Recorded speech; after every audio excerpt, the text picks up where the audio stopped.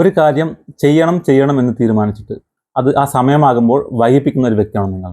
അല്ലെങ്കിൽ അവസാന നിമിഷം ധൃതി പിടിച്ച് ചെയ്യുന്ന ഒരു വ്യക്തിയാണോ നിങ്ങൾ? എങ്കിൽ ഈ വീഡിയോ നിങ്ങൾ തീർച്ചയായിട്ടും കാണുക.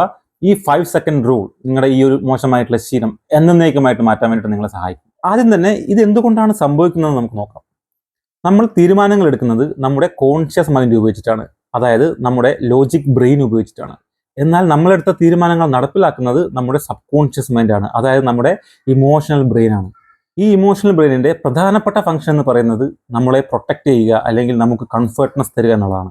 അതുകൊണ്ടാണ് ശ്രമകരമായിട്ടുള്ള ഒരു ടാസ്ക് പ്ലാൻ ചെയ്തിട്ട് അത് നമുക്ക് സ്റ്റാർട്ട് ചെയ്യാൻ സാധിക്കാത്തത്. കാരണം നമ്മുടെ സബ് കോൺഷ്യസ് മൈൻഡ് നമ്മളെ സപ്പോർട്ട് ചെയ്യുന്നില്ല, അത് നമ്മളെപ്പോഴും പ്രൊട്ടക്ട് ചെയ്തുകൊണ്ടിരിക്കുകയാണ്, നമ്മളെ കംഫർട്ട് പൊസിഷൻ നിർത്താൻ വേണ്ടി ശ്രമിക്കുകയാണ്. നമ്മൾ ചെയ്യാൻ ഉദ്ദേശിച്ച കാര്യം ചെയ്യാൻ വേണ്ടിയിട്ട് മടി വരുമ്പോൾ അല്ലെങ്കിൽ ആ കാര്യം ചെയ്യാൻ വേണ്ടിയിട്ട് നമ്മൾ ഡിലേ ചെയ്യുമ്പോൾ റിവേഴ്സ് കൗണ്ട് ചെയ്യുക.